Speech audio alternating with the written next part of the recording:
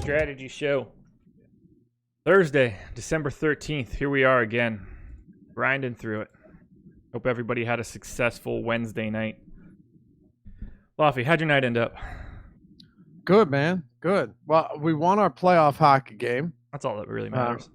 My best friend, good friend of mine, he was searching for a fight. So we're up 5-2 with 20 seconds left. I turn my head and he's just straight brawling with this guy. I mean, helmets off, gloves off, lighting each other up. Mind you, this is a men's league. Okay, this is not competitive role. I mean, look, you play, you're competitive, but he's like, Laffy, give me the green light, and I'm there. So 20 seconds left. Once we had the game wrapped up, we're going to game 3 next week, and he took care of business at the end. But it was good. So I still played. I never play as much on those nights just in case of the late swap, but I was banking on some Marvin Bagley was my late night hammer last night. Sure. Went in on him, as 4% owned, and he ended up coming through. So obviously didn't ship anything, but a good night overall. No complaints whatsoever. Good. And Good. and that was with a 10 from Jalen Brunson. So yeah. How about you? Indifferent. Just a little bit down. I'll take it. It's the normal day, Didn't pop You're anything. playing 150 lineups. Yeah, I didn't. Didn't pop anything. The cork, though. How about the cork? Pop the cork. Yeah. You know what the worst part is? The lineup that I had, I played one lineup last night. I had Frazier with the 34, Korkmaz with the 36, Bagley with the 36, Embiid with the 69, Randall with the 43, nice. Schroeder with the 34, Westbrook again. Russ. Dude, he's been a knife in my back so often this year. He's brutal. Like, just get that John Wall money last night. Yeah, it was the knife in my back again. I mean, if I get a normal, like if I get a big game from Westbrook, it's a different story here. But no, man, nope, no complaints though. 4-gamer tonight, late start, 8:00. I wish this was more interesting, but the Rockets-Lakers game, no Rondo though. I was hoping for another scrap, but still out. Bummer. Yep. This is an ugly slate. Yeah, it's not pretty. Tuesday and Thursday, both 2 short slates, 8 p.m. starts. The NBA is usually better about this. Like over the past couple of years, they've been so much better about it. But what are you gonna do? I guess at least contrary to what we saw on Tuesday, I guess there are a few decent spots. But the thing that sucks, it's like, because a lot of these teams played on Tuesday and then had off on Wednesday, the Spurs are on the slate again. Houston's on the slate again. Yeah. Phoenix is on the slate again. The Clippers are on the slate again. Yeah. So you've got 1, 2, 3, 4 of the 6 teams that were on Tuesday's slate are on this 4-game slate, which isn't exactly pretty. I don't know. I guess the more you look at it, these games are pretty bad. Honestly, I don't need the Suns in the late night hammer spot to find out that Jawan Evans had 40 fantasy points or something when I wake up. I don't need that shit in my life. It's stressful enough. And then, Melton's still, the guy's still pretty cheap, but still, I'm gonna have 90% DeAnthony Melton or something stupid today, and that'll really go well. Right, exactly. And then you have to wonder, all right, well, now, do I have to go back to Bryn Forbes, who's looked good and playing 30+ minutes a night? Like, is that what I have to do? I mean, that makes sense on the surface until he plays 18 minutes tonight because it's the Spurs. Exactly. It's just these. Ugh. It's just ugly. It's super, super ugly. Let's get the. Go ahead.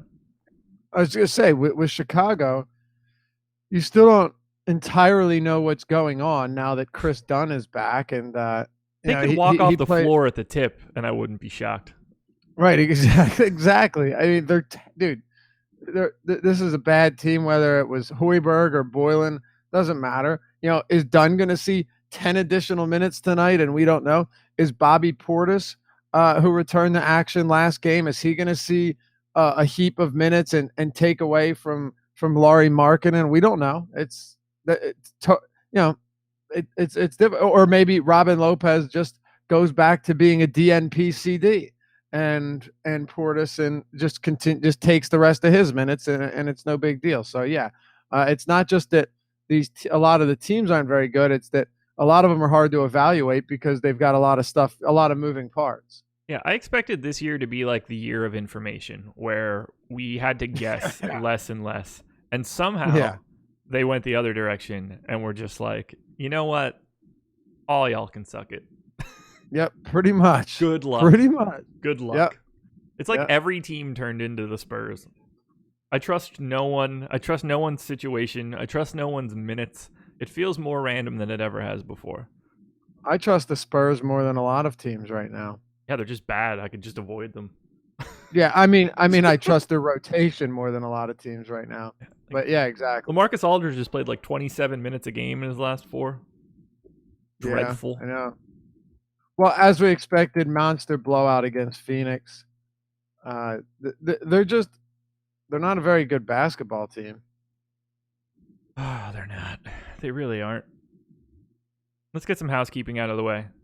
Sure, go for it. As per usual, NBA Strategy is the promo code. 7-day free trial, any package that we offer, including packages that have Fantasy Cruncher. That is interesting for people that play at DraftKings now, because Fantasy Cruncher now has the late swaptimizer. So if it's every single day of the NBA season and someone gets scratched after lock, you can drop your contest CSVs from DraftKings into Fantasy Cruncher and re-optimize your lineups with those players out. It's huge. A major game changer. It's probably the biggest feature in this industry right now. It's huge. And you can have a 7-day free trial of that if you use the promo code NBA Strategy at our site. Just make sure you're picking a package that has Fantasy Cruncher in it. Otherwise, you don't get it, and then you send an email to the support email box, which is also just me, and say, why don't I have Fantasy Cruncher? And I smash my face on my desk and then email you back and say, because you didn't pick that, I canceled it, sign up again.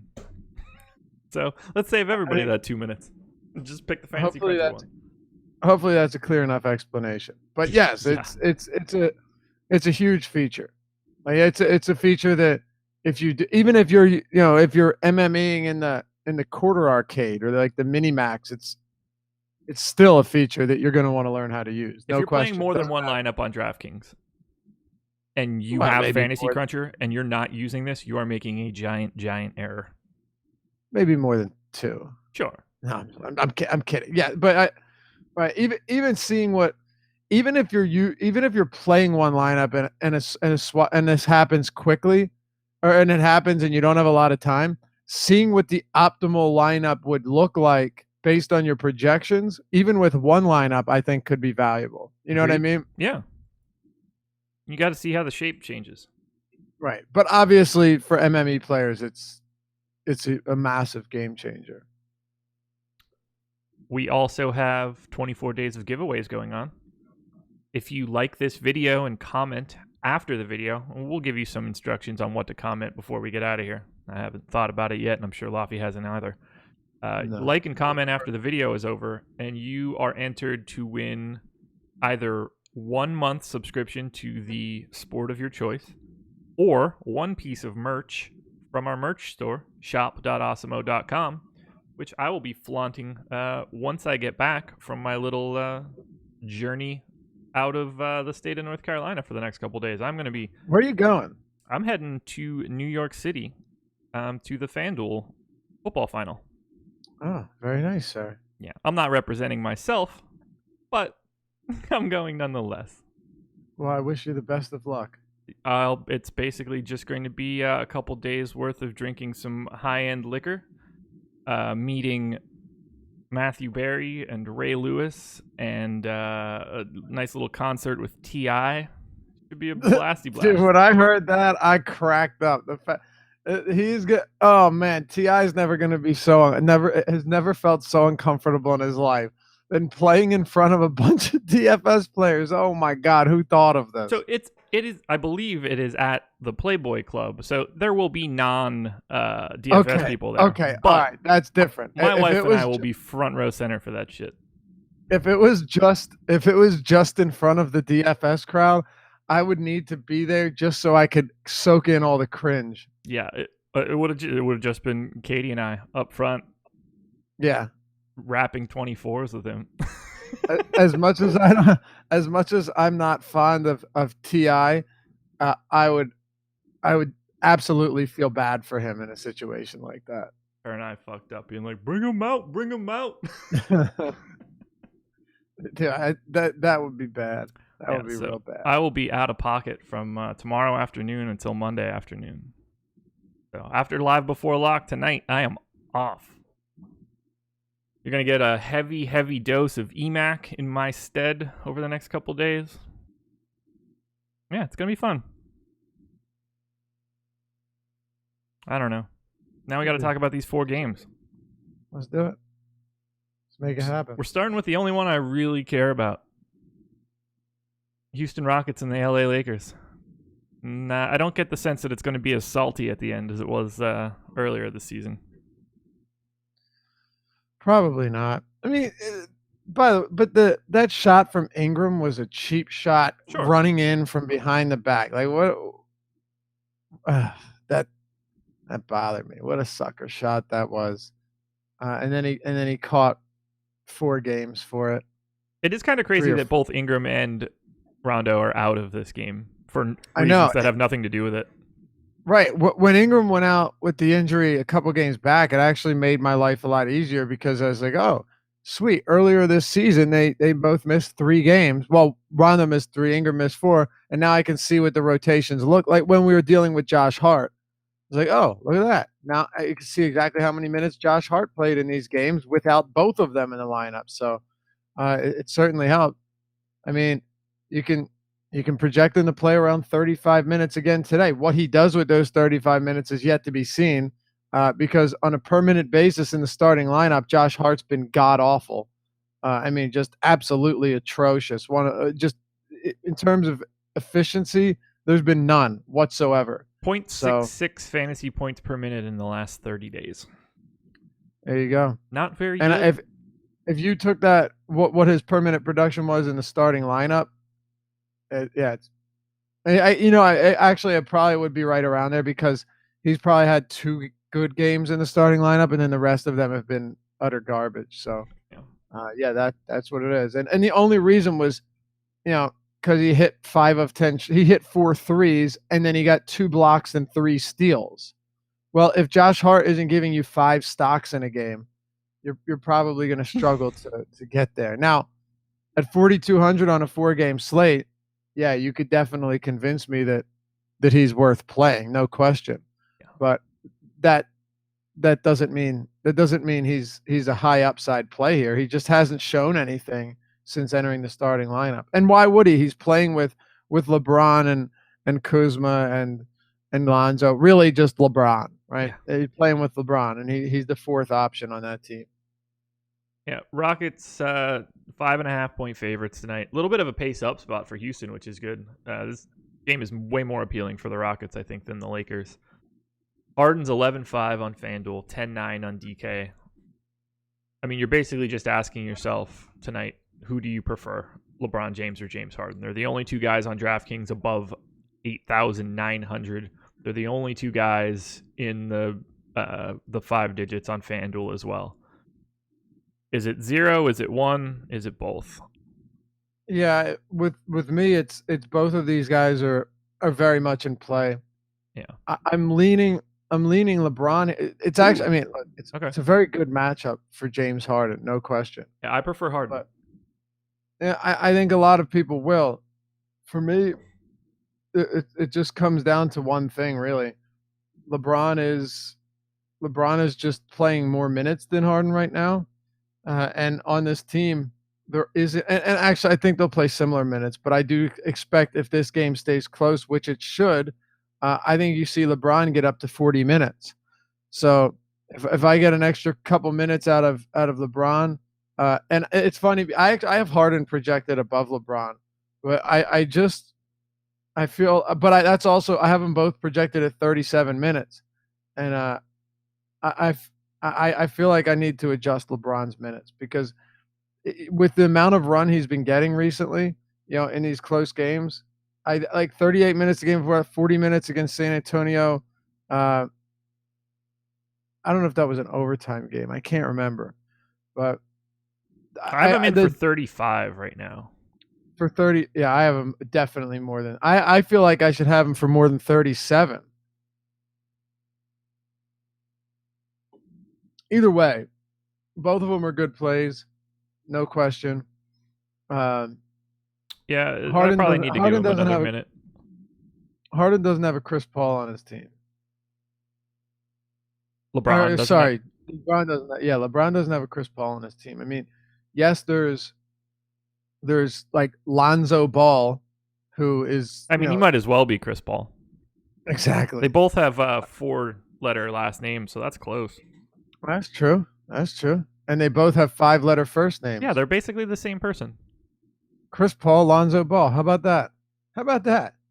You've discovered an Easter egg in the NBA DFS world. Relatively similar skill sets. Yeah, Paul's a much better shooter, but Lonzo, and I think Lonzo's a fine play. Like I'm on a 4-game slate, I have no issue with it. But Harden and Paul, to me, I feel like they're close enough here where I'll probably just have a good amount of each of them. And with James, I just think that he's going to get more minutes, and that to me has a lot to do with liking him here. He's the primary facilitator, scorer, rebounder. He does everything on this team. So does Harden, but right now I feel like James is doing it in a larger capacity. Ultimately, I don't even think the question's going to matter. Both of them are going to be owned, 40+% on both sites. There's not going to be large differentiation between the two of them because there's nobody else to pay up for. So really, the rest of your lineup is all that really matters. These two guys are going to be represented, I would imagine, very similarly. Yeah, and on FanDuel, where you have to play 2 shooting guards and 2 small forwards, I don't see an issue with, non-MME players. You're playing a couple lineups. I don't have a problem with, going with the player who is at the worst position, because on these slates sometimes you just see the position's totally scarce and there's really nobody there. But look, on FanDuel they're separated by $200, and on DraftKings they're separated by only $100. So you're right. I don't think there's going to be a huge discrepancy in ownership. I really don't. I would be surprised if one of them's way higher owned than the other. So would I. They're the only 2 potential pay up options, and right. Like when that sort of shit happens on a 4-game slate, there's only like you don't have to spend all of your money, but like by all accounts, everyone is spending most of their money, and to do that, you are basically playing all of those guys, unless you want to be really balanced and take a shot on $6,000-$7,000 guys. Let's see. I ran 150 lineups in the crunch, and I got only 2 of them out of the 150 with LeBron and Harden. So that's interesting. I probably don't like that all that much. Yeah, I although to me it does make sense, only because right now there's not a ton of value where the top projected lineups are going to have both of them in there. Yeah. So let's talk about the rest of this then. Yeah, sure. I mean, Chris Paul last game, it's actually really funny. Look at Chris Paul's last game, and guy had done nothing. I think he had like 6 points with a few minutes left in the fourth quarter. He finished with 11 points. This is what makes sites like DraftKings. This is where you have to pay close attention, like to guys that have the double-double, particularly triple-double upside. Not to say that Chris Paul routinely offers. Those are the type of players that can just give you huge fantasy points with really high floors. You look at Paul; he had 11 points last game and 52 fantasy points. James Harden had 29 points and didn't crack the 40 fantasy point mark. So it's funny how that works. In terms of efficiency and shooting, Chris Paul was bad, but still had a great game because he just did everything in the way of peripherals. James Harden did nothing. That's why it's always been important to me to look at what can they give me outside of scoring in the event that they have a bad night shooting, because Harden had a decent night shooting and still did nothing in the way of fantasy production. So not to say that I expect that to happen again today, and I don't expect Chris Paul to triple-double again today. He's averaging less than 5 rebounds per game. But still, it's nice knowing that Paul's one of these guys that, can give you good numbers when he's not scoring. Now, at 8,600, I don't think it's going to be tough for me to get there. But in my LeBron lineups, I think I will have some Chris Paul. And it only makes sense, right? Is he a little bit pricey? Yes. But to be able to run it back where I think this game could stay very competitive, this is one of those games where you wouldn't be at all surprised to see it go to overtime. No, and obviously, right, predicting overtime is stupid. Yeah. Like anyway, you can't predict over. Like, okay, a game has a 2-point spread. You're like, I could see it going to overtime. Yeah, of course you could, right? And if it does, well, that's because these are two evenly matched teams. But no one's going into something being like, all right, I'm going to project him for 5 additional minutes than regulation because I think this goes to overtime. No, that's absurd. So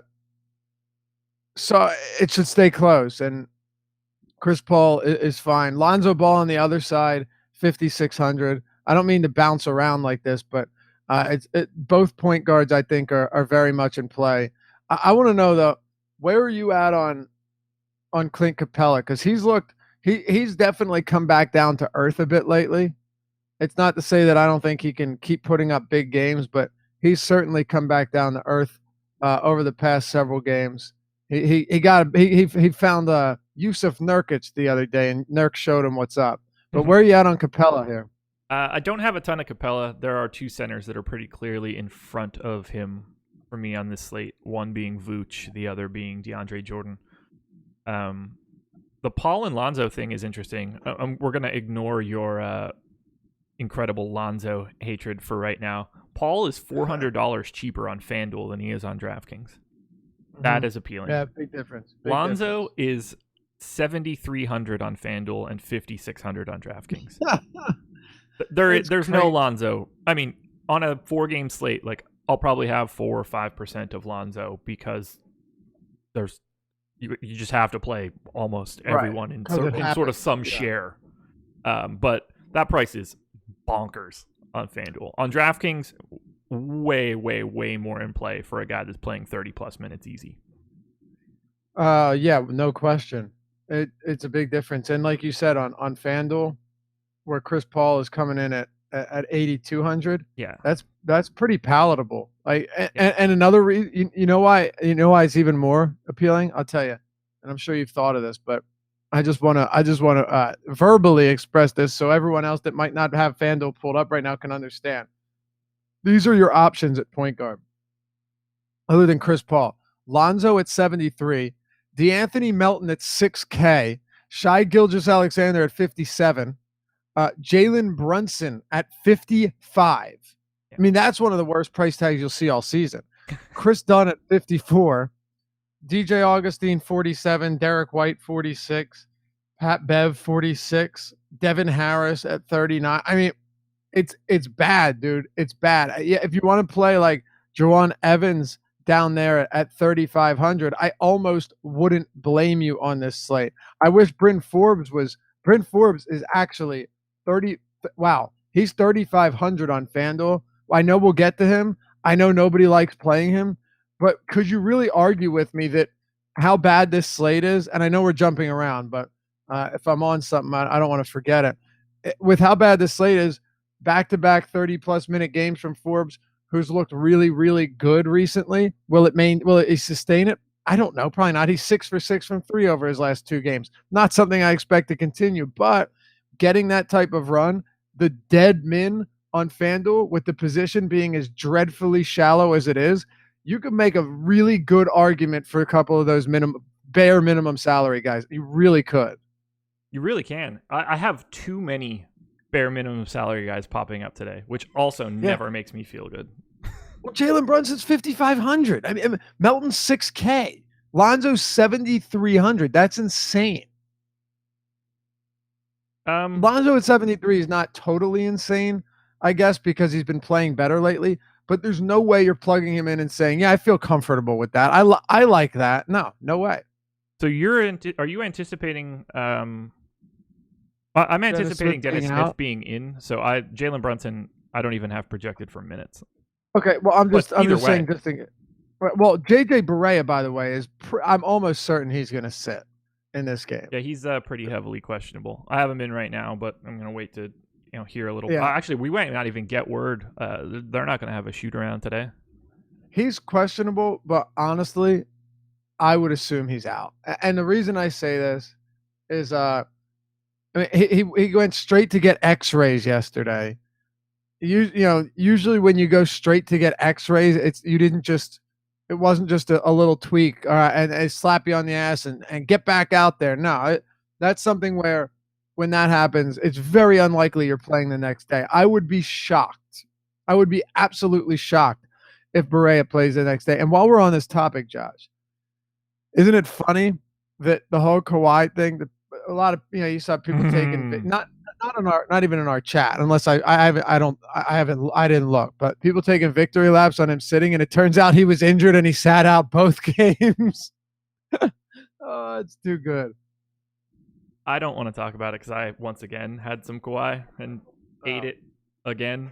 That sucks. But I'm saying the fact wasn't even a back-to-back. He was actually questionable because he was injured. So now we'll never know.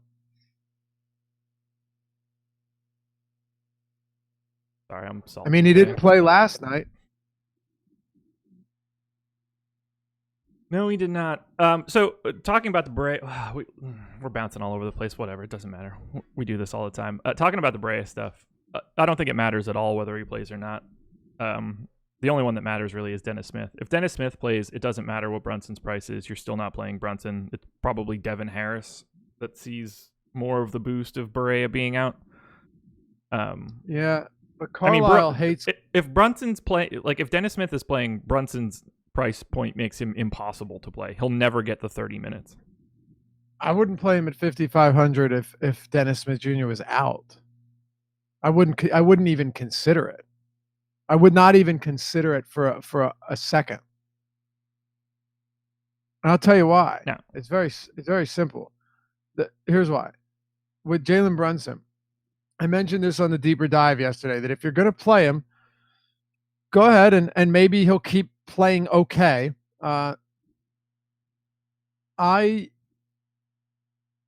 Okay, so he shot 5 for 9, 7 for 9, and 7 for 9 in those 3 quality games. It's not going to continue. Like, Jalen Brunson is not going to shoot 78% from the field each game. And he was no lock to play 30 minutes, even if Dennis Smith was out. He shot 3 times last game. I took a stab at it because I wanted to get Westbrook and Embiid and Randall and other guys into my lineup, but obviously knowing the risk. Well, he was also 3,800. Now he's 4,355 on FanDuel. At 43 on DraftKings, I'd make the argument. 55 on, and it's Phoenix. But yesterday was Atlanta. Yesterday was a markedly better matchup than this one, based just on pace alone, and they're on a back-to-back. So, I just don't see the need. A low-volume shooter who isn't going to knock down 80% of his shots every night, and he basically needs to in order to get you 20 fantasy points. So even with Dennis Smith out, I wouldn't have much interest. And with Devin Harris, dude, Devin Harris, Rick Carlisle hates giving Devin Harris minutes. Like, he refuses to play him for more than ever 20 minutes a game. So even if like the whole backcourt was out, I would put Devin Harris at 20 minutes, and I don't think I'd feel comfortable putting him above that, just because of the history of Rick Carlisle keeping his minutes very low every single game, no matter what. And Luka Doncic just starting at point guard anyway in that situation, so you have enough wings to kind of mix in around him. So yeah, that's where I'm at there. Okay, let's put this Rockets-Lakers game to bed and start talking about these other two. Sure. Do you have anybody that's really standing out to you as the guy you want in the non-Harden LeBron James pool? Not really. By the way, good call on Ariza the other day. Well, semi good call, right? Because they're talking. They were saying it wasn't because of a trade. Kokoschko said it was the back to back thing, but Yeah, I don't know. I guess we did say that I wouldn't be shocked if Ariza stopped playing because Yeah, he's going to get traded on Friday. That yeah, it you happened, did. and then I played You Ariza. did. Right. I don't know if it's because again we don't know if it's because of the trade thing or if He it's will be because traded of on Friday. it's very yeah. I mean this is the trade Ariza time of season, but just like with Kawhi, he was out for an injury, so sometimes you just don't know. But yeah, to close this out, is there anyone here outside of LeBron and Harden that stands out to me? Well, I think it's site specific, and we talked about it. I don't mind Chris Paul at all here. I think on this slate you're going to have to at least consider him in some spots. He's better on FanDuel than he is on DraftKings, but he's not terribly priced on DraftKings either. Um, Lonzo Ball on DraftKings. I'm not on FanDuel. That's tough. Like you said, sprinkle him into 150, sure. Yeah. But aside from that, you're probably getting ahead of yourself. And then once you get past that, it's kind of ugly, right? Like Contavious Caldwell Pope's minutes are around low 20s to mid 20s per game. I don't know what you're going to get from him, but I wouldn't be surprised to see him outproduce Josh Hart with fewer minutes. Hart is another guy that if I end up getting 10% of him, fine, but he's just been so unproductive that he's not a guy you can prioritize. And then we had a question on Kyle Kuzma, so I'll answer this quickly. His price tag is getting up there, which definitely has me pumping the brakes a little bit. But on that same note, he is playing really well, and Ingram is off the court, and now Kuzma is averaging 20 field goal attempts over his last 4 games. So I don't hate Kuzma in this spot. I just don't think he's a priority at this price. I think his floor is lower than we're thinking right now, and his ceiling's up around 45, 50, which is fine. So I don't mind Kuzma at all, but he's another guy where I'll probably end up with 20, 25, maybe 20%. But I haven't crunched any lineups yet, so I'll let you know as we go throughout the show. I got 4 people in double figures in this game in terms of ownership. 2 of them I'm happy with. 2 of them make me want to punch myself in the crotch. LeBron and Harden, obviously. I got 1 representative from Houston and 1 from LA. The Houston representative is Eric Gordon, and obviously I feel awful about it. And the Lakers representative is Josh Hart. Also, I feel awful about it. Yeah, I would feel awful about that. Yeah. The shooting guard is just pretty yuck today. DeMar DeRozan is 9,600. That is a wholly unappealing price point. Zach LaVine at 8,100 with Dunn back, with Portis back, becomes a very, very difficult play for me. Luka Doncic is, generally speaking, not a great tournament play. And then we're getting into Fournier and Terrence Ross and Justin Holiday and Wes Matthews. And all of a sudden I'm just like, okay, cool. I'm guessing here. Mm-hmm. FanDuel shooting guard is a difficult nut to crack tonight. I mean, I guess if there's one positive here is that this game has a 2.5 point spread. Like that would be the one thing that's favorable. Last time San Antonio was on the slate, they were 13-point favorites or so. 222.5 total. It is a pace up spot for the Spurs, so that's good. But let's get to that. Let's get to that game now. Spurs and Clippers. Spurs 2.5 point favorites. Go ahead. These are 2 different sites, man. Oh no, go ahead. You were talking about DeRozan. Go ahead. Yeah, I figure with you mentioning DeRozan at shooting guard, we could make the transition here. Yeah. Close game. Or it should be a close game, right? So that's good. I don't know about you. I was actually kind of surprised to see that the Spurs are favored, even though this game's at home. They're just not a team that has been very good this year. There are a few spots, like with the Spurs, though. You have a guy like Rudy Gay. His price is still favorable. Don't look at the minutes in the blowouts. Look at the minutes in the games that have been competitive. Rudy Gay's played some 35 minutes, 34 minutes. Right now, Pop doesn't really have a whole lot of options in the way of winning games. So I think this is one where you're probably going to continue to see a lot of Rudy Gay. Even if Davis Bertans, who we know is expected back, is in the lineup, it doesn't really matter. I think Rudy Gay is one of the more favorably priced guys at 62 on DraftKings and 64 on FanDuel. Really decent price point. With Aldridge, I think you said it last time we were on. He's just been playing so poorly this year, and last game when you look at his production and his minutes, it's like okay, he wasn't out there that long, but it's either one game his scoring is off and he's not shooting well, and his rebounding is solid, and then the next game his rebounding's off and he's not getting any opportunities on the glass and he's scoring. It's been a while since Aldridge has really put it all together, and we know that Pop is taking his minutes down a little bit, even in more competitive games. So the one silver lining here is that he's cheap. His price has come down, right? Especially on DraftKings, he's 7,500. So I think the price alone puts him in play. And then with DeRozan, I want to get where you're at on DeRozan. Last game, he just basically even when they have games locked up, it's really surprising to see DeRozan just not shoot at all. He took 6 shots in that game, dude. 6 shots in that game, was completely uninvolved everywhere outside of some passes that he was just casually throwing around and got lucky on some, Spurs-like ball movement. It was really surprising to me. I know he's come down to 8,500, but I still don't know how I get to DeRozan today, honestly. Breaking news in the NBA. What we got? Ron Baker has been waived. Oh, you asshole. I thought it was something good. No, talking to Rosen, he's not a guy that I have a terribly large amount of interest in on FanDuel. 9,600 is just a ludicrous price point here, especially going against the Clippers. Although the Clippers defense has been bad from a fantasy perspective. 8,500 on DraftKings for DeMar, much, much, much more appealing. I would be in the DeMar sweepstakes on DK, but on FanDuel, that's a really tough sell. I'd rather just spend $2,000 more and play James Harden. I don't even see them as comparable. Let me ask you: do you would you rather play? I know it's a different position here, but it's so easy to play whoever wherever you want on DraftKings. Yeah. Would you rather Chris Paul or DeRozan at $100 difference on DraftKings? Yeah.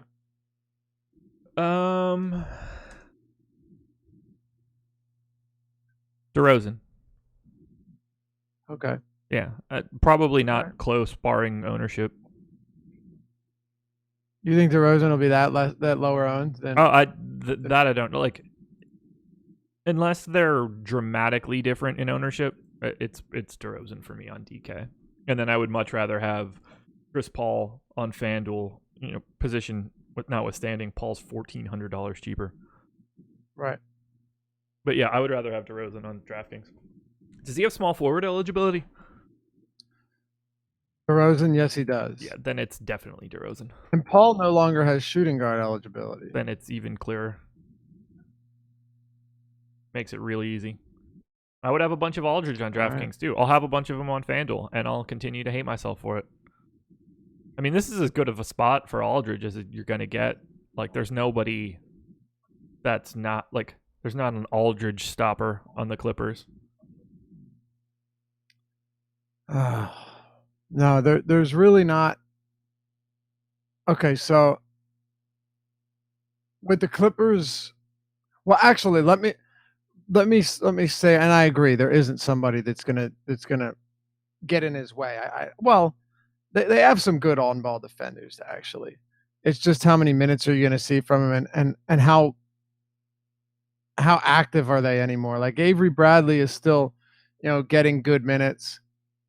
Patrick Beverley is, not the same as he once was, but still a solid defender. Avery Bradley's so bad at fantasy sports. Yeah, Avery Bradley's not good. But let's not forget, it wasn't points per minute in the last 30 days. He's so bad. But it wasn't long ago that Avery Bradley was considered one of the best, if not at the time, a few years ago, the best on-ball guard defender in the league. So he was supposed to be the Sixers shooting guard. I thought he was going to be making $20 million a year for Philadelphia right now. And he's going to sign for the minimum next season. Exactly. Isn't that crazy? Yep. Yeah, he's just going to be the best defender in China. He's he's just falling apart. The wheels have fallen off. But I think you have to at least consider Bryn Forbes here. I do. Like I'll you're have a ton of Bryn Forbes tonight. He's flat minimum on FanDuel. exactly. He's the bare min on FanDuel.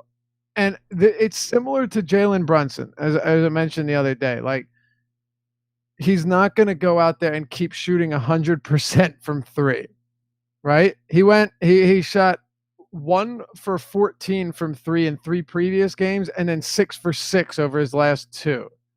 So it's not exactly like it's not exactly like this is positive regression. It's just wildly horrible to slightly unlucky to super lucky and hitting everything. Yeah. But he's minimum salary. And if he plays 28, 30 minutes, look, he's averaging 20 fantasy points per game this year, which is not great at all.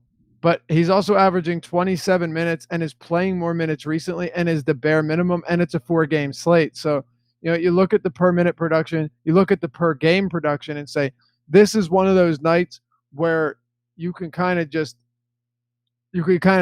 swallow that pill, even though it's bitter, because of how cheap he is and how bad point guard is. Point guard's bad on FanDuel. Yeah. Yeah, he's as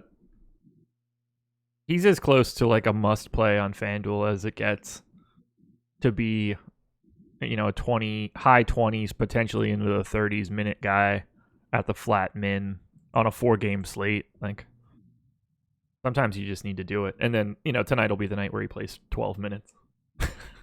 Yeah, pretty much. If Bryn Forbes was the point guard on any other team in the league, no one would bat an eye at it. You'd just be like, yeah, play him. 50% of your lineups on FanDuel or whatever. You can go 100% Bryn Forbes. Because he's on the Spurs, I'm immediately like, he could get a DMP CD tonight. Yeah. He won't. He's fine. Like, he could just he can not go for a loose ball in a shoot around today, and Pop can just be like, you're done. Pop's not as unpredictable as you're making him out to be. I don't know how true that is, man. Have you looked at the minutes bouncing around on the damn Spurs? Oh yeah. But I'm saying at least there's usually people make it seem like there's no reason for it at all. I just don't buy it, man. I think it used to be that way when he had all of these weapons at his disposal, but he doesn't anymore. Like he doesn't have a healthy Manu off the bench. He doesn't have a healthy prime Tony Parker, Tim Duncan. He doesn't have Kawhi Leonard. He doesn't have Danny Green. You think about all of these guys that if one of them was having a bad game, he'd just swap them out with somebody else, no problem. That's not how it is anymore. So not at the top end, but like in the last 5 games, Bryn Forbes has played between 18 and 32 minutes. Patty Mills between 17 and 29. Marco Bellinelli 8 and 27. Derek White 8 and 30. What do you do with that shit? Yeah, no. So I think with the guards, it's a lot more. What I'm saying is with guys like Aldridge. Yeah. If it's a close game, you're getting your minutes no matter what. A little bit less than normal. If it's Rudy Gay, you're getting the minutes. If it's DeMar DeRozan, you're getting the minutes. But yeah, I agree entirely with guys like Forbes and Derek White. It's really difficult to predict. I'm just saying with the other guys, it's not as unpredictable if it's a close game. Sure. Aside from that, though, yeah, it's if it's close, LaMarcus Aldridge is playing big minutes. There's no he's not going to suddenly be on the bench. Right? I'm not worried about the DeRozan Aldridge portion. So, they just can't stop being in blowouts. They're in a blowout every other night, whether they're smacking someone or someone's smacking them. Absolutely. That's absolutely the problem here. There's such a lack of competitive games with this team that's another reason that makes it really difficult. So I think what would be helpful, and we're not going to do it right now because it would take too long and be really boring. But to go back and you look at all of the close games with most of this team healthy and see what it looks like. But Forbes is still playing 27 minutes a game this season. But again, recently you look at these blowouts, 40-point blowout against, or was it 30-point blowout, or no, it was 40 to Minnesota, around that. 21 minutes. They lost by 20 or 31 fantasy or 30. God, it's too early, Josh. They lost by 31 fantasy points. They lost by 31 points to Houston, 21 minutes. But then in these two close games, Milwaukee 31, Chicago played 28 minutes. It's tough. Lost to Houston by 34, played 20 minutes. So, or lost to Utah. So yeah, I think Forbes, if it's competitive, still gets you around 30. And I'm gonna have to project him one way or another. So that's how I'm gonna project him. I actually think the best bet, if you're someone that uses something like Fantasy Cruncher, is to set like generic minutes for Forbes and Bellinelli and Patty Mills and Derek White, and then jack up their individual randomness so that you get a mix of all of these guys. If you're like a max 150 guy, because that's really where the randomness feature comes into play. Is like, okay, Derek White can play anywhere between 15 and 30 minutes tonight. When he plays 15, you're dead, and when he plays 30, you have the best play on the board. So jack up their randomness so you get a mixed bag of these guys and hope for the best. Yeah, I think it makes sense. Not doing that in like a single entry scenario, obviously, but No, if you're playing 150, like that's the way to use randomness on Fantasy Cruncher. Yeah, and I would cap Patty Mills a lot lower because Patty Mills Patty Mills' ceiling is really low. But all these guys' ceiling's really low. Bryn Forbes, here the last 30 days, fantasy points per minute. Forbes 69, Bellinelli 71, Mills 77. Derek White, 0.71. Like they're all, none of them are good. They're all the same generic player. No, they really are. Ugh. What do you like from the Clippers side? Right now for FanDuel, I'm looking at, and these guys are priced a lot better on DK. I'm looking at a little bit of Tobias Harris, Montrezl Harrell, whose price is just plummeting. And then there's nothing I can do to stop from getting Avery Bradley in like overwhelming amounts of crunches. I think he had 3 fantasy points in 20-something minutes 2 nights ago. I had to reduce his projection in my model, I think by 10% when I woke up this morning. Let me make sure I'm saying that. It might even have been more than that. It was, yeah, so I did 10%. That puts him coming out of my model at 0.6 fantasy points per minute, which is dreadful. He's been at 0.5 for the last 30 days. Like, I can only go so far because I don't think, I generally don't think that the last 30-day sample of anybody is like the most representative sample of a career, but sure. Holy shit, is he terrible. But I get 27% of him if I don't. Yep, that's not good. That's not good at all. I can't do it. Can't do it. I can't. I just can't do it, man. There's no way. Like, I will on DK. Clearly, don't play that asshole. Like, okay, because of the monstrous minutes, like the fact that in close games he's playing upwards of 37 minutes, I understand it on this slate, and I'm not gonna 86 him from my pool altogether. But there's no question that you need to cap your exposure. You have to cap the exposure relatively low, and the reason for this is even at his cheap price. How often is Avery Bradley not being in your lineup going to kill you? Just think of it that way. How often not having Avery Bradley are you going to be like, oh God, I can't win tonight? It's just that not happening. God.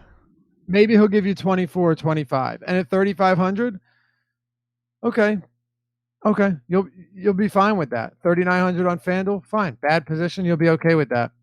But it's not the reason you're losing if you don't have him. So that's pretty much where I'm at on Bradley. Lou Williams, we know he's out for 2 weeks. Montrezl Harrell, 18 fantasy points last game. Tough matchup. Only played 22 minutes in that blowout loss. I mean, how about Toronto just smoking Golden State last night without Kawhi? That was something else. Look, that was something else. Here's the thing. They're a good team. They might be the best team in the league right now. They're so deep. They are so well built for a regular season game. It's not even funny because when when the studs come off the floor for the Warriors, and you're getting Sean Livingston and Kevon Looney and what other assholes that the Warriors are running out there. The Raptors are beating you with like another legitimate starting five. Yep. But you just brought up a good point. Once you get into the playoffs and you can run like Curry and Clay and Durant and Thompson for 40 minutes, it's a bit of a different story. It is. So it doesn't totally shock. Like the line was probably still super close for last night when Kawhi came out. You know, it's obviously a gigantic upset, but just such a different story in the regular season for them because they have basically like 12 real players up and down the line. And like I would guess that the 6 through 10 on the Raptors would probably be favored against the Bulls. Right. Yeah. And Dre's just been terrible. But I think, you'll probably get him back at full health.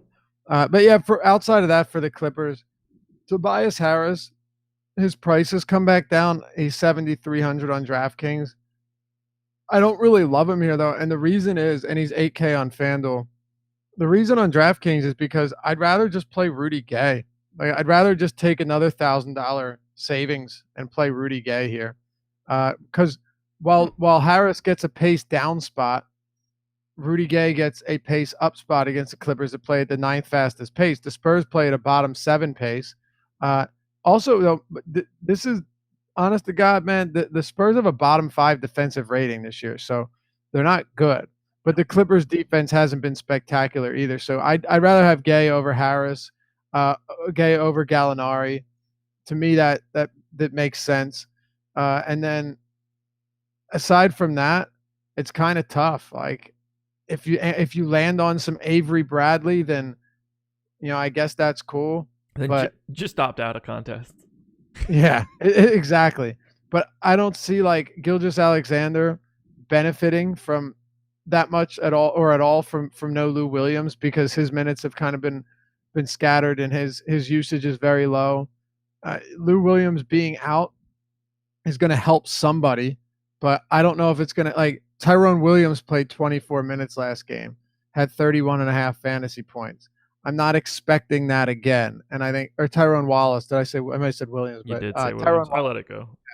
Tyrone Wallace is not somebody that's going to repeat that performance. I just don't really love playing this Clippers team because they're good, but they spread everything out to the point where unless they're like severely discounted, it's hard for me to get them into my lineup confidently. Yeah, I think Pat Bev is probably the only like guy that I would say I like on DraftKings, just because he's 3,600 and should see at least some extra minutes now with Lou Williams out. I do have Tyrone Wallace getting a decent chunk of change, nothing crazy, enough that it just messes up everyone else. Right. I do like Tobias Harris though a little bit more than you. I would rather have him than Rudy Gay. I would rather have Gay than Gallo, but I think Tobias Harris would be my favorite legitimate play coming out of the Clippers on DraftKings. Fair enough. Yeah, I'm just trying to think of how I'm going to get lineups, how I can avoid playing Avery Bradley and how I can get, LeBron and Harden comfortably with a good lineup around them. And my guess is it's going to come down to playing some of those 6K guys like Rudy Gay. So that's kind of where my thinking is on it. But I can't tell you yet if that's going to make the most sense. Spencer Smith in YouTube chat said, "Josh, you always seem hungover." I barely drink, man. Barely.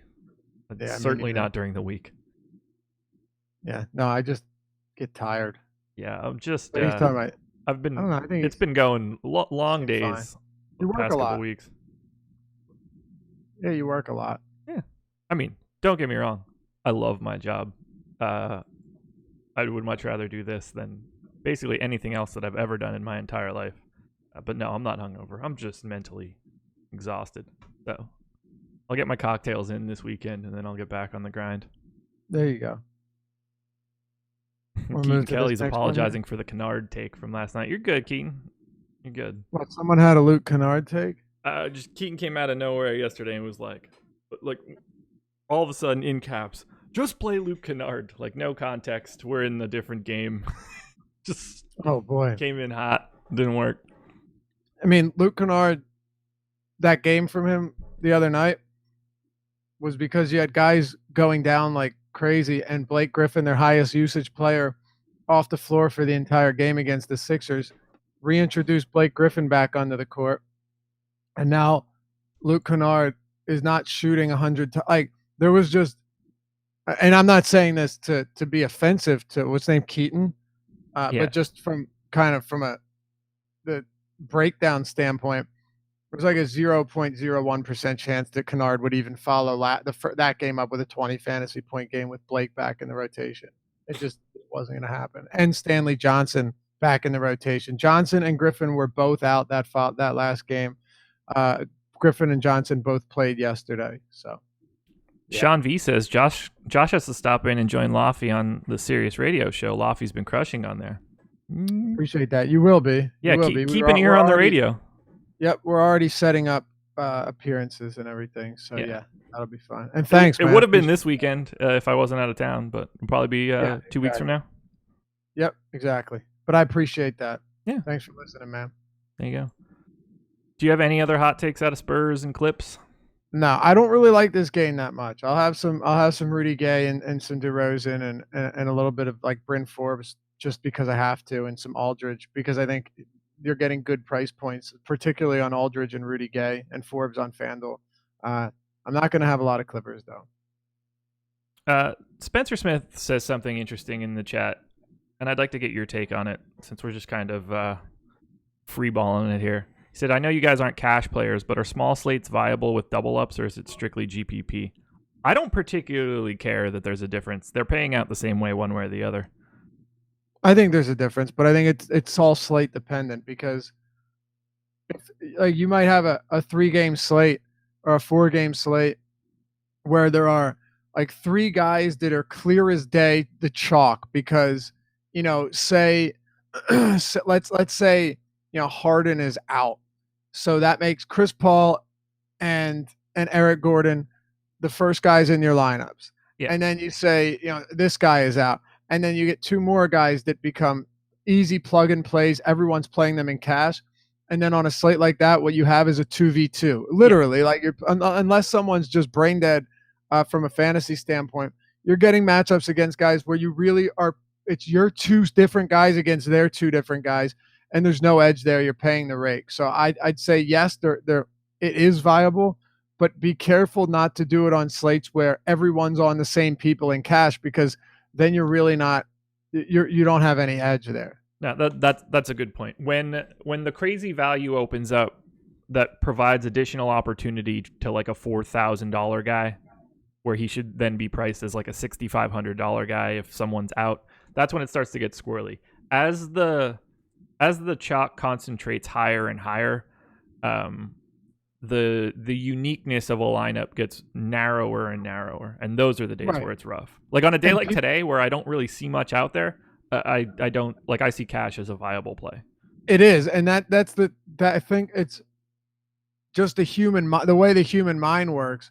A lot of us feel more inclined to play cash on days where there's like clear cut good options.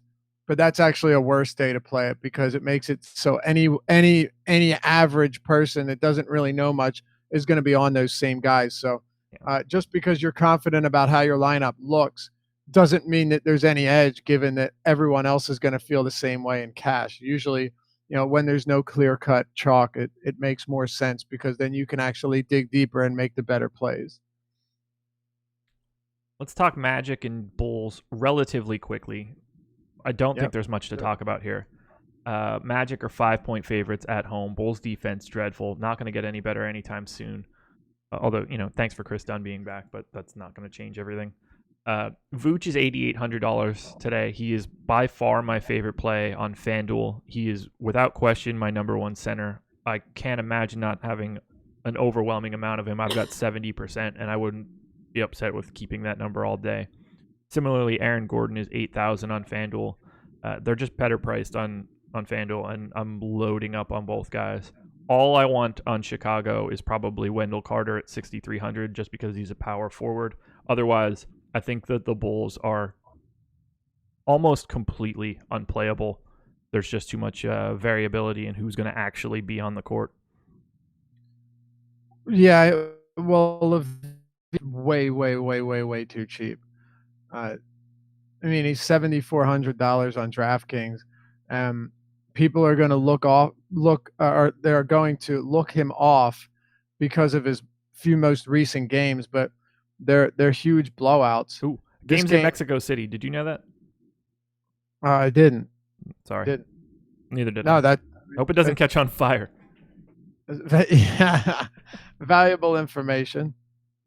But Levine to me at this price is still too solid of a play. Yes, you'll have Chris Dunn back, but I'm not really concerned about that. I think he's played 2 games this season, so I still expect to see his minutes limited.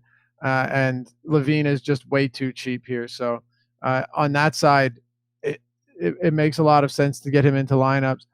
Chris Dunn last game played about half of his minutes with Levine, maybe a little bit more than that because he didn't play in the fourth quarter. But Levine to me, yeah. And then, as you mentioned, Nik Vucevic is a very solid play here. I respect Wendell Carter's defense for a rookie, but he's not going to be able to hang with Vooch. I think he probably falls into early. Again, I don't like predicting foul trouble, but Vooch is just he's a crafty center. He has range. He can also post you up. He's posting up more this season than we've seen in the past, but he can also knock down threes. And just looking at this position, he's far and away should be the top projected guy here. He's got a 27 or so % usage rate. His assist rate is climbing. Everything he's doing, even his rebounding, is better this year. So, yeah, Vooch to me and Zach LaVine on the other side. Both are guys that are very much in play. But to me, LaVine is just too cheap, man. 7,400 in a game that should stay close. You're going to get 37 minutes from him, and he's probably going to give you 40-plus fantasy points, as he does almost every time that he's playing huge minutes. Yeah, I'd have more interest on DraftKings with Levine. One thing I wanted to point out for Vooch, I'm not super worried about Wendell Carter picking up fouls there. Vooch never goes to the line. He never gets people to pick up shooting fouls on him.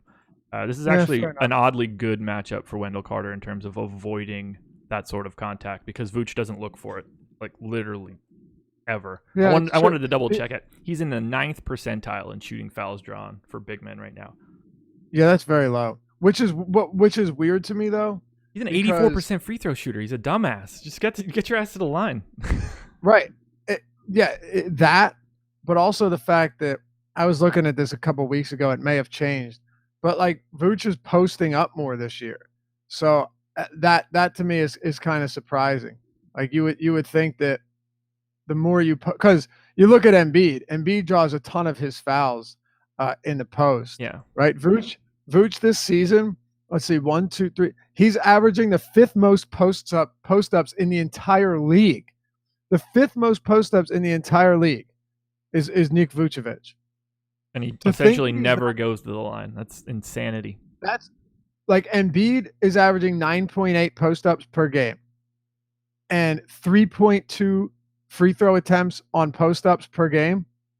Vooch is averaging 7.7 post-ups and 0.3 free throw attempts per game on post-ups. That to me is crazy. The more you post up, you would think you would be getting more free throw attempts, but for sure. Clearly we're seeing that's not the case. I guess it also depends if you're posting up, back to the basket, and then you hit it with that turnaround fadeaway that we see Vooch do. Whereas a lot of times with Embiid, he'll turn into the defender and go to the basket. So that probably has something to do with it. But still, that's surprising to me. So, yeah, good call there. Okay. Outside of Levine, and I think he looks good on DK, is there anything you want from the Bulls? I don't really see... Like, somebody's going to pop off. You get value out of a game almost always. And most of these guys are priced better on FanDuel, but there's just too many bodies now, and there's no real way to confirm what minutes are going to look like. So, like, if forced to look somewhere, if forced other than Zach LaVine, I think there are a couple things here. Number one, on a slate like this, if you wanted to consider Justin Holiday, fine. Basically, if you look at Justin Holiday, now that they're getting healthy, even so, I think this will remain pretty similar. Justin Holiday is getting almost all of the small forward minutes, while Shaq Harrison has actually been subbing in for him at times. I know he's point guard eligible, but he had taken minutes from Chandler Hutchinson, who was also subbing in for him. But Harrison had actually, in I think like 3 straight games, been subbing in directly for Holiday. So Holiday doesn't have anyone breathing down his neck that's even remotely capable of taking good minutes away from him, which means that in a close game, you're pretty much always going to get big minutes from Justin Holiday. There's no question that in a close game, Holiday is going to give you a lot of minutes. So is 40-minute upside here viable or valuable on a 4-game slate? Yes, I definitely think it is. And other than that, Lauri Markkanen is going to keep getting run. I don't know how much Portis takes from him or from Robin Lopez, so that's concerning. And then you have Wendell Carter, who has the upside. So for me, it would be Levine, Justin Holiday, and then in tournaments on DraftKings, because Carter has PF eligibility and center eligibility, he would also be in the mix as someone that I'd consider. Because Vooch, no matter how good he is offensively, is not a good defender at all. No, not so much. Dreadful would be a good word, I think. Yeah, he's dreadful. This game's a tough sell, man. Especially in Mexico City. Bulls defense could look real bad. It's ugly, man. It's very ugly. Let's close this out with everyone's favorite late night hammer, the Phoenix Suns, hosting the Dallas Mavericks. Suns are 7-point underdogs at home, 102 implied total, tied for the lowest with the Bulls. Mavs at 109. Let's start with Phoenix first, I guess. D'Anthony Melton, 6,000 on FanDuel, 4,900 on DraftKings. Melton's probably the best play on DK of the entire slate from a dollar-for-dollar basis, which is not something you should ever be confident about. Nor should that be something that we talk about in mid-December. That feels like a March 31st. 30 days out, September, April. Yeah, there is a March 31st. Thank God. That would have been the dumbest shit I ever said. D'Anthony Melton being like a good play feels like what happens when the rosters turn over at the end of the year. Exactly. Yep. Especially in Phoenix, where every year a guy starts playing 45 minutes a night. Look, right now, until further notice, Melton has earned, at least in Kakashko's eyes, has earned the starter minute role. Like, not just the starter role, but getting starter minutes at point guard, to the point where Okobo was sent to the G League, and Juwan Evans was picked up, sure, but it's not exactly something that's going to shake you off of him either. So yeah, it doesn't feel particularly great, but you have somebody like D'Anthony Melton who's going to see big minutes. Just throwing this out there too, Juwan Evans, this wasn't just, even though it was a big blowout at the end, Juwan Evans and Melton ended up playing decent amount of minutes together. Evans actually played 6.5 minutes in the first quarter. And then in the second quarter, he played, 3, 4, 5, 6, 7, 8 minutes. So that's about 14.5 minutes just in the first half. And then he played 5 minutes in the third quarter. And then in the final frame where they were getting their asses kicked, he played about 7 minutes. So this wasn't just blowout run for Juwan Evans, which is at least worth pointing out, that it wasn't just that he played the final 16 minutes of the game. No, he played significant minutes in the first half, and that's interesting. So keep that in mind. Oh God, this team. I'll have some Juwan Evans because he's the flat min on FanDuel. I'll not be thrilled about it. Man, there's a lot to not like tonight. Yeah, there is. There sure is. TJ Warren is a guy that I'm gonna have and like a ton of.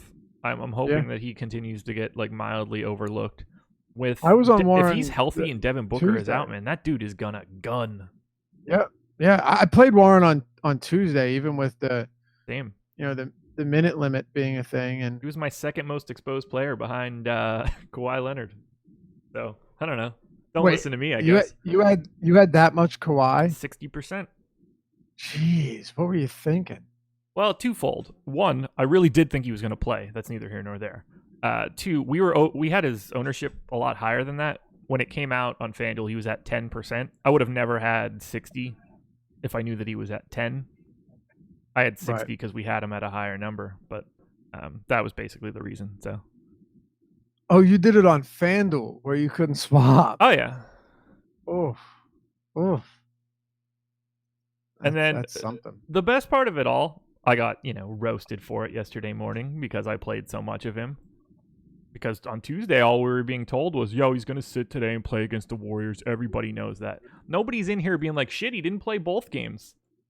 Well, that's why I mentioned it at the top of the show. Right. Because he had a lot of victory laps being taken, and then people realized, wait, he was actually hurt in both of those games.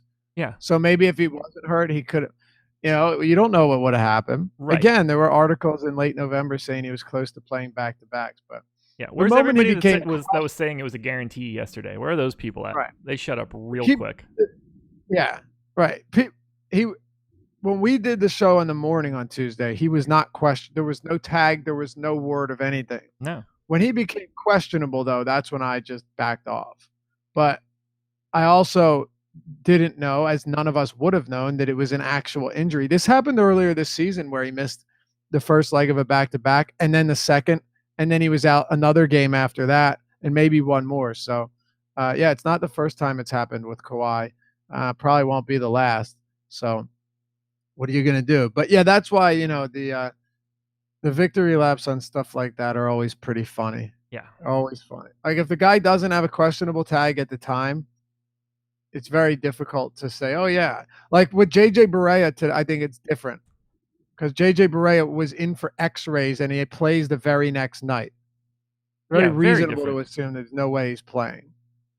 Very different. I mean, everybody that's like, he's definitely playing, he's definitely not playing, whatever. We all have the exact same information. And nobody had the information that it was real and he wasn't playing both games. No one. Right. Correct. Nuts. But for Phoenix, I still think, I wish Ayton was a little bit cheaper. I know you like Jordan a lot on this slate. We'll get to him. I think you like him a bit more than I do. That's not to say I don't like him because it is obviously a very good spot. Suns' terrible rebounding team. Yeah, it's very bad. I've just been unimpressed with Jordan lately, but I will have no choice but to play him today. So regardless of how high I am on him as a whole right now, it would be silly to not play DeAndre Jordan on this slate. Yeah. But I don't think it's the craziest idea to get some Ayton in over him at basically the same price on DraftKings and FanDuel in lineups where you're trying to be different, because I expect Jordan to be very popular tonight and I expect Ayton to be not very popular. And you know what? Honestly, Jordan is also the type of Jordan's no lock to give you 50 or 45 fantasy points at all, even in good spots. He's also playing a back-to-back, a big man on back-to-back. We've seen, they can struggle. And look, he's shot his field goal attempts over his last 10 games, 6, 7, 5, 5, 11, 8, 2, 9, 7, 7. So he's going to need to lean heavily on rebounding, where at least with Ayton, you're getting double-digit field goal attempts each night. And he's a pretty decent scorer. So he does have some upside. But on paper and for cash games, Jordan is a far superior play. Yeah. The Suns are, essentially one of the 2 or 3 worst rebounding teams in the league. They're one of the worst shooting teams in the league. All that just says, DeAndre Jordan should have all of the opportunity to soak up an incredible amount of rebounds. If he went for like 12 and 20 tonight, that would be very, very easy to see. I got a hot take for you, though. You're going to say... This game outright. Wait, what? Did you say Phoenix wins this game outright? Outright. Mm-hmm. I said Phoenix wins this game outright. That's what I said. I'm picking up my jaw off the floor. Give me a second. Take your time, fella. Take your time, fella. What do you like in here? No, it's not even about how much how much I like them. I think they're a terrible team, but they're they're gonna win. They're gonna win outright, and everyone's gonna play their full minutes, and yeah, that's what's gonna happen. Mavericks at home this year have 113.4 offensive rating. It's pretty good. It's fifth best in the league. Mavericks on the road have a 102 offensive rating, fourth worst in the league. Actually, it's they're 27th. The Suns are 28th in offensive rating on the road. The Suns are terrible, but the Mavericks away from home have been absolutely dreadful. I'll say this much. Forget about them winning outright. I'm not backing down on it, but I'm going to take Suns +7 tonight. Okay. I think that take is significantly more reasonable. Oh, I'm still telling you they're going to win outright. But I'm saying if you want to temper expectations, Suns cover +7. But that's not exciting. That's not fun. Bring it on in chat, man. Ooh, get them, guys. Get them. Actually, most of the people are like, I'm with you. Yeah, I mean, it's not the craziest idea. Look, basketball is a crazy sport in the regular season. Wild things happen. Oh yeah, they probably win this game 40% of the time. You know, it's not. Yeah, right. The Suns have been getting trashed. Yeah. This is one, and then they come back home in front of an empty stadium. But still, that give me Suns outright. I think they win this game. And here's my thing, though. You'd be like, well, how does that apply to DFS? It's not that. But if I'm saying that, it means that I think this game is going to stay competitive. Means you want starters. Which means that these guys should get their minutes. And that's what really matters more than anything else, especially given that Dallas has some banged up players and so does Phoenix. So, I think that this game, regardless of what you believe the final score will be, that it's going to stay competitive and you'll get your run from everyone. Whew, okay. Hey, look, I have a lot of Melton. I have a lot of TJ Warren. I've got a lot of Josh Jackson. So I hope you're right. It's not that crazy of a take, too. You have Dallas is also playing their second of a back-to-back. Yeah. They're traveling. Phoenix is at home. Phoenix had a day off. Dallas on the road is a really bad – dude, think about this. They're averaging 11 fewer points per 100 possessions on the road than they are at home. That's a huge, huge difference. That's massive. Wonder why that is. I think it's because a lot of these guys, their best players are all young, and it wouldn't surprise me. Young players doing better in a less hostile environment. That's not something I use. I don't factor that into like my research. But who's young though? I mean, we're really just talking about Dennis Smith. Luke has been playing like a man for 10 years. He doesn't give a shit about rolling into Phoenix. bro, come on. Let's not compare EuroLeague with the NBA. He was playing grown men at like 15 in like some weird European country, not the Phoenix with 4,000 people in the stands. It's different, man. It's different. But yeah, I mean, don't get me wrong. It's not like EuroLeague doesn't have fans. They certainly do. They'll throw like a bomb at him during a game. Those crazy assholes across the pond. Yeah, right.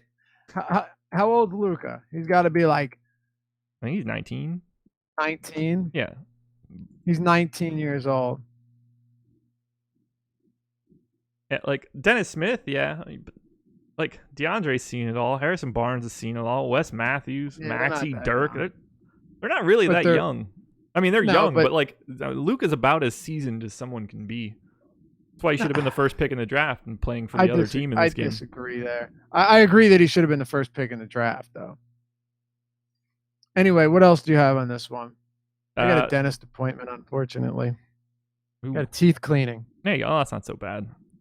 If Dennis Smith Jr. plays, he's one of my favorite plays of the day.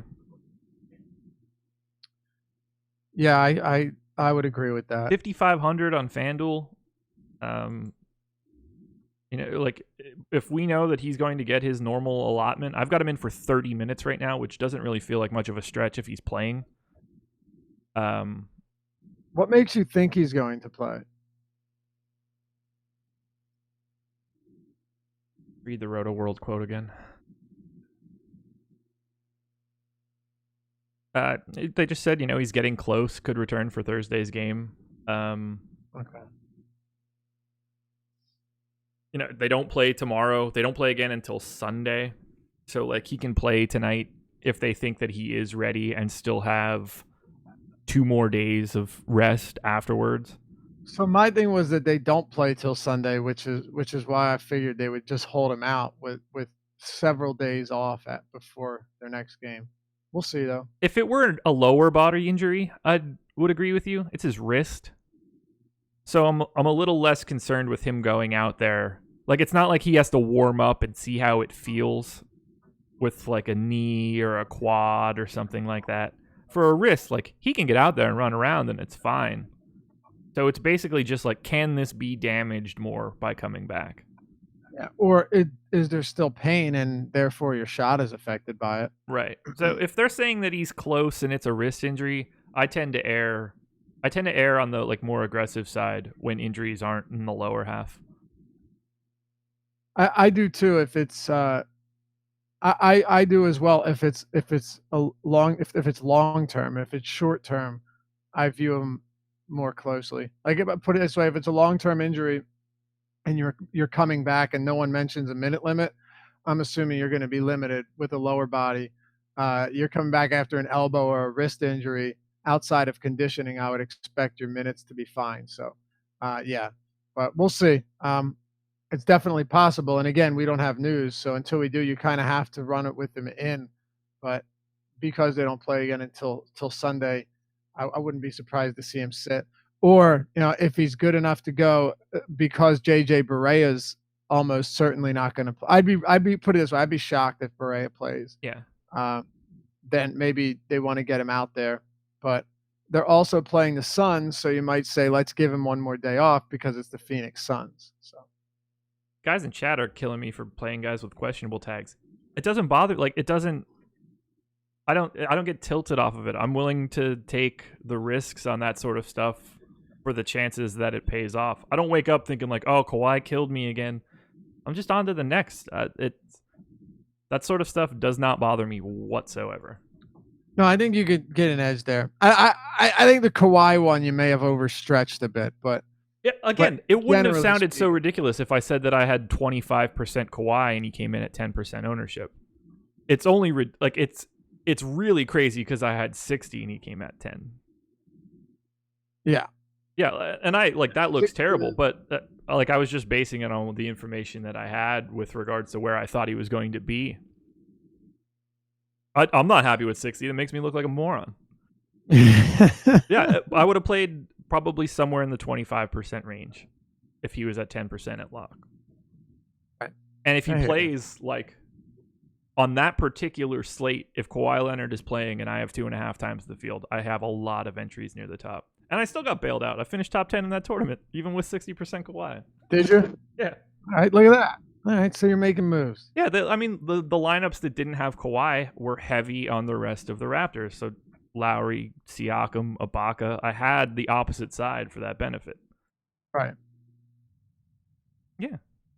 Yeah, look, I'm willing to eat those risks. That's the least worrisome piece of DFS for me. Yeah. Yeah.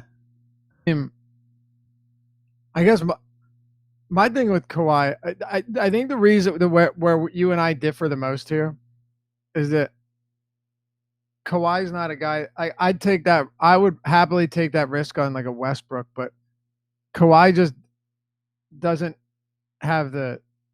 It's for me. I don't. Even if Kawhi plays, I don't expect to see the monster ceiling there. Now, in hindsight, yeah, because James Harden didn't have a good game, and there weren't really any big, like, huge performers at the top on that slate. But I generally stay away from taking risks on a guy like Kawhi because, I can usually find 45 fantasy points or 50 fantasy points elsewhere. I'm just at 9,500 or whatever he was. I'm just a giant fan of Kawhi, I guess. I think that I love him Kawhi. being out last year is tilting people for like decision making. Now, this weekend or these last 2 games are obviously not helping my case whatsoever, him being out for both. But Like, we were never wishy-washy about him. He just happened to sit out for an entire season for the Spurs, I and was that wishy. looked bad. I've always avoided Kawhi at a certain price. I meant the injury shit, not necessarily like his production as a DFS player. But I think the people are appropriating what happened last year with like him as like a thing. And I don't think that they're one and the same. Like, I don't think Kawhi and his team are like telling the Raptors that he's not playing tonight because of a mythical injury or anything. I think last year has nothing to do with anything that happened in the past 2 days. I don't think so either. For me, it's just more so that he's priced in a spot that makes him hard to play for me. That's all. It's more that than anything else. Like when Kawhi was above 10K and people were asking me, Kawhi or Durant, and this is when Curry was out. That's an insane question. And why would you ever play Kawhi over Durant when Durant is playing without Curry? I don't care about the matchup either, at all. Yeah. Yeah, he's an unquestionably better play in that scenario. When Durant was playing Toronto a couple of weeks ago, I didn't care. I'm playing Kevin Durant. Yeah. Because the dude has damn near 40% usage with Curry off the floor. And he's going to play, not to say Kawhi doesn't play big minutes, but Kevin Durant's just a better overall fantasy producer in a scenario like that. And Kawhi Leonard at his price, he doesn't leave much meat on the bones. Look, Kawhi Leonard's a great player, and generally you're going to get consistent numbers from him. But when he creeps up to that high 9K or low 10K range, he's off the board for me. That's all I'm saying. What do we want to say is our question? Because I think we're about done here. What do we want people to comment today? What direction should we lead them? We have 24 days of giveaways going on, everybody. If you like this video, you should be liking this video already. That goes without saying. You should like this video as soon as you get here because it's awesome. Everybody loves my hot takes. Of course. Yeah.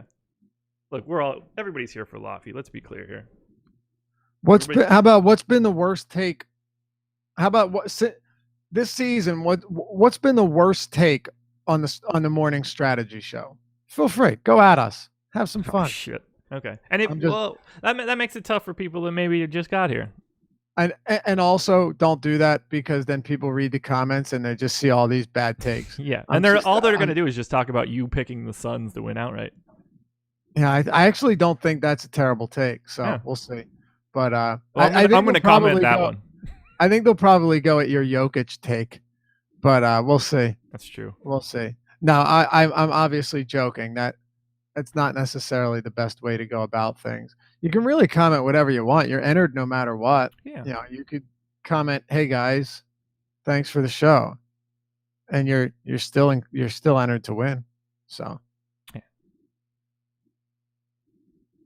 Give us your favorite take. Not necessarily worst. Give us your favorite take that you've ever heard. Moment. Yeah, on any show. It doesn't even have to be this morning show. Give us your favorite take, moment, whatever, that you've had during an Awesemo broadcast. Like and comment. And if you haven't had one, comment anyway. Just say hi. Anything positive is nice. That's all we need. You have the chance to win a 1-month subscription to the sport of your choice at the website or a piece of our merch from shop.awesemo.com. And every entry that you do for this, every like and comment, gets you an entry to the end of the season. The end of the season. To Christmas Eve's drawing, where we will be giving away 1 free premium all-access annual subscription. 365 days of Awesemo, and it won't cost you a dime. And all you have to do is like and comment on the videos. You can't beat it. And there's the NBA Strategy promo code that gets you a 7-day free trial. It's all about giveaways in December, everybody. Well, if you got anything else, you want to go get your teeth scrubbed? I don't, but you know, my fiance is going to be the one doing it, so that's okay. Oh, really? It's her birthday today. That's my gift. It's all right. You know, you're not getting anything. I'll come in and get my teeth cleaned for. There you go. I'm kidding. Of course, I got her something. Yeah, so it makes it a little less unbearable. I hate the dentist, man. I just absolutely hate the dentist. It's a horrible, miserable experience. But we got to get it done, so it is what it is. And it's not like a root canal or cavities filled. You go in there, simple and quick, couple minutes, you're out. Bing, bang, boom. You know what I mean? If you got no problems. I couldn't have someone I was friendly with clean my teeth. A little different than friendly, but yeah, I hear what you're saying. I just mean like anybody. That would weird me out. Just like anybody that I would know personally, just having their mitts inside my mouth feels awkward as shit. Like your wife, that would be weird. Very. I mean, granted, yes, if I came to you and you were cleaning my teeth, a little bit strange. Yeah. But far less strange with her. She's been cleaning my teeth forever now. Yeah, I guess you just probably So get it's a little used to different. it. Yeah. I don't know. I'm weird like that. Shit, it's better than someone banging around in there that doesn't really care. At least I can yell at her if she hurts me or something. She hates having me as a patient, dude. She hates it. I'm difficult. I'm an asshole. Shocked. Alrighty, everybody. That is it. We're going to get out of here. Best of luck to everyone. We will have... let's plug it out for the rest of the day. Deep dive coming out from Adam in the early afternoon. Deeper dive at what time today? We'll talk about that off the show, I guess. Yeah. But it is at 6. Yeah. Shows later today. Football. 3 fellas talking football tonight from 7:30 till 8:15. Myself and Fast Eddie Fear going live before lock. 7 to 8. 7 to 8, people. Pay attention. We don't start till 8 tonight. Best of luck, everybody. We're out of here.